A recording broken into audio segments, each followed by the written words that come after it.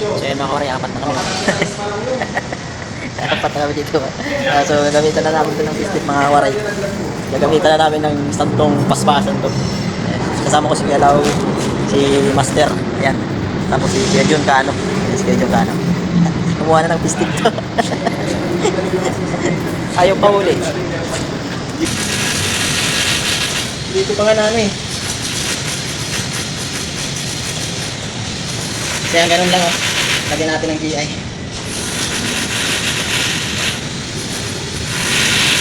Nabunot.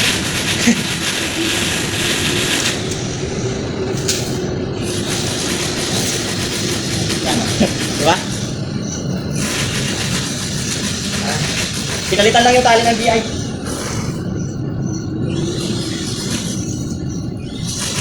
Grounding to mga karay.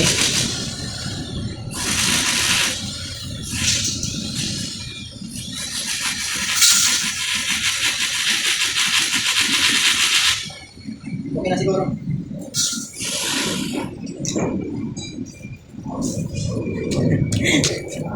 Hirap magkahulihan itong GN na ito mga karay. Kaya nalagnan natin. So pababa ito mga karay. Bali papuntang Utso to. Itong 12 na sa Palapag. So bali nahanap namin yung kaninang bus na hinahanap namin kasi di namin mapasok yung GI. Nasa kabila pala yung full box. Mahirap mag-trace pag ganito eh. Tapos di mo alam kung yung pagbuhos di nabantayan. So ayan na mga kawaray, yung nahanap namin dito pala sa kabilang poste.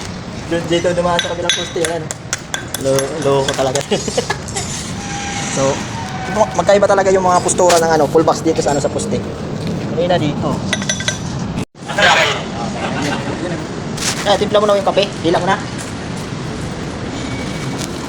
Galing na ng aming radyoman, oh. Hila, yung kape, andyan na. Hindi na lang yan, mga karay. Yan, oh. Grabe guys, nakyat namin yung grounding. Bihira, walang alimak. Salitan kami, mga karay. Ano din na? Pero matanggal. Mas lalo na yung lapan. Tama mo na. Yan na. Kami tinilo. Lutod ko ang tiniklop eh. Yan o. Siguro ko mga 100 kilo yan, mabigat. Sarap. Sarap talaga o. O, diba? So, salita lang kami ganyan mga karay. Sobrang bigat. Try ko. Taas dyan hanggang 12. So, yan yung grounding na dadali namin. Hirap talaga niya mga karay. So, yan. Doon na lang sa taas. Sobrang bigat. Yun, kapit na.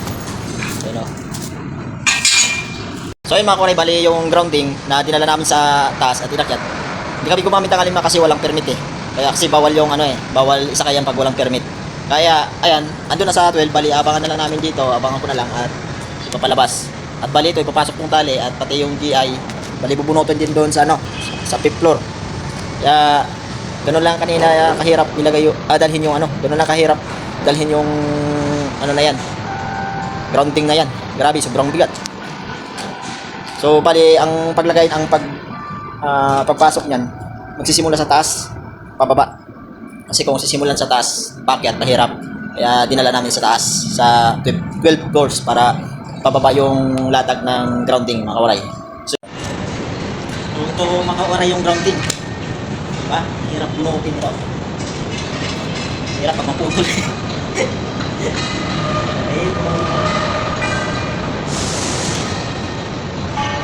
Sige, sige, bigay! Sige lang, hila lang. Dahan-dahan lang kasi ano dito, hinaano yung double box. Mahirap. Sige, sir. Sakit sa kamay.